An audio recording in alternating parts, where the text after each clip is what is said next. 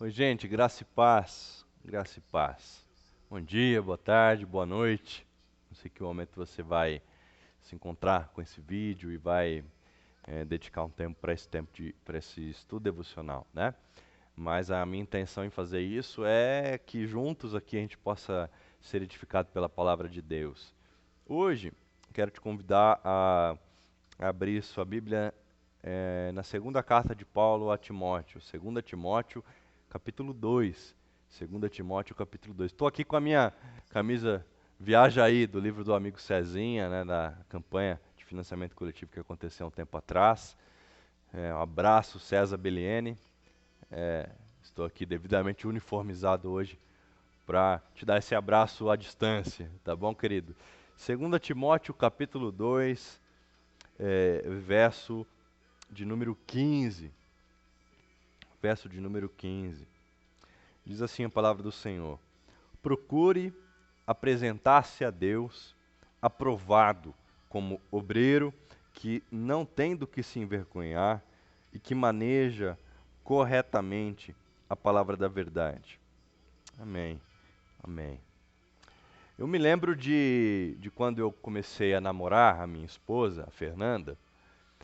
Eu comecei a frequentar, visitar a igreja que ela fazia parte na cidade onde ela e os pais moravam, ali no distrito de São Luís do Guaricanga, a Igreja Presbiteriana Independente de São Luís do Guaricanga. Uma igreja muito importante na história da IPI, da Igreja Presbiteriana Independente no Brasil. E fui ali naquele lugar muito simples, né? Uma igreja pequena, e eles tinham um costume aos finais, e acho que ainda tem esse costume, aos finais da escola dominical, da escola bíblica dominical. Eles terminavam orando o Pai Nosso e levantavam as suas Bíblias para cima e recitavam esse verso. E recitavam 2 Timóteo capítulo 2, verso 15. Né? Procure apresentar-se a Deus aprovado como obreiro que maneja corretamente a palavra da verdade. Que como obreiro que não tem do que se envergonhar e de que maneja corretamente a palavra da verdade. Eles levantavam suas Bíblias para cima e eles, eu digo, os senhores, as senhoras, idosos, os adultos, os jovens, as crianças, era maravilhoso.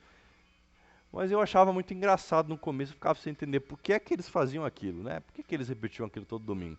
No começo eu achava muito engraçado e fazia até com um pouco até de timidez, né? Achava aquilo engraçado. Mas aquilo foi, já contei essa história em alguns lugares para algumas pessoas, mas aquilo foi me ensinando muita coisa e foi me trazendo a realidade desse texto, da necessidade de que não só obreiros, não só pastores, missionários, missionárias, pastores, não só pessoas que estão envolvidas com o serviço eclesiástico, vamos dizer assim, com o serviço da igreja, todos que estão seguindo a Cristo e estão dispostos a servir o Messias, devem procurar se apresentar a Deus aprovado como obreiro que não tem do que se vergonhar, e não tem do que se vergonhar porque maneja corretamente a palavra da verdade, porque discerniu a palavra da verdade, porque permitiu que a palavra da verdade fizesse morada no seu coração, e não apenas fizesse morada, mas encontrasse raízes e criasse raízes profundas no coração. E aí, quando eu passei a parar de achar graça naquela situação e passei a me emocionar com aquela situação, de ver as crianças levantando suas Bíblias para cima e recitando aquele verso, eu comecei a orar para que aquelas pessoas e para que eu fosse tomado por essa consciência da necessidade de fato me apresentar diante de Deus como um obreiro, como um servo que não tem do que se vergonhar, porque maneja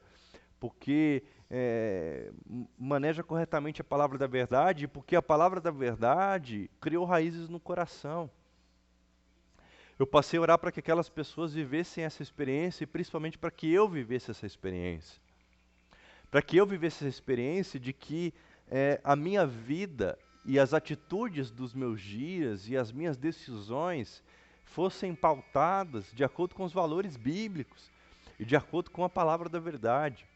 que eu não caísse no erro de manusear incorretamente a palavra da verdade, que eu não caísse no erro de escolher aquilo que eu traria para a minha vida da palavra da verdade, mas que eu tivesse a compreensão de que toda a Escritura aponta para Cristo e que toda a Escritura é perfeita, é divinamente inspirada e ela é apta para o ensino, para a repreensão, para a exortação. Isso é no capítulo 3 de 2 Timóteo.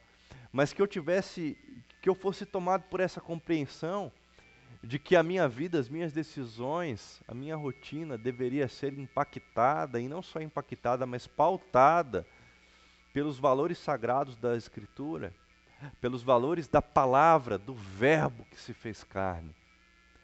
E ao me apresentar diante de Deus naquele dia, no grande dia, que eu pudesse chegar diante dele sem nenhuma vergonha, por ter vivido uma vida correta diante dos olhos de Deus e diante dos olhos dos homens, e ter feito isso com o auxílio da palavra, manuseando corretamente a palavra da verdade. Ao manusear corretamente a palavra da verdade, que essa palavra tenha criado raízes tão profundas no meu coração, que tudo que eu fizesse, tudo que eu sonhasse, tudo que eu planejasse, tudo que eu executasse, tivesse e produzisse frutos sagrados, frutos que glorificassem o Pai, que eu produzisse, que o trabalho das minhas mãos, que todo o trabalho de minhas mãos pudesse produzir glória ao nome de Deus. Eu passei a orar por isso e meditar nesse texto dessa forma.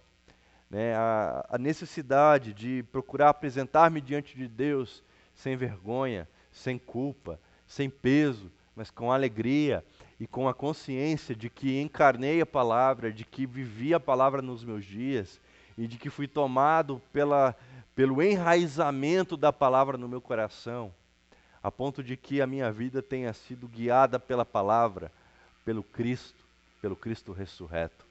Afinal, como diz também Paulo, no capítulo 3 de 2 Timóteo, no verso de número 16, toda a Escritura é inspirada por Deus e útil para o ensino, para a repreensão, para a correção e para a instrução na justiça, para que o homem de Deus seja apto e plenamente preparado para toda boa obra.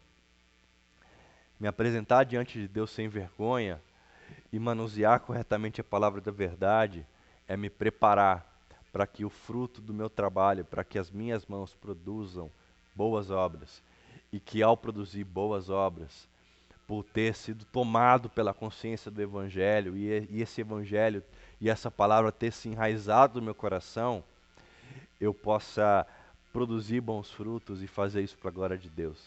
O nome de Deus sempre é glorificado quando boas obras são praticadas por discípulos e discípulas de Jesus que encarnaram a palavra da verdade. Deus te abençoe. Deus te abençoe em nome de Jesus.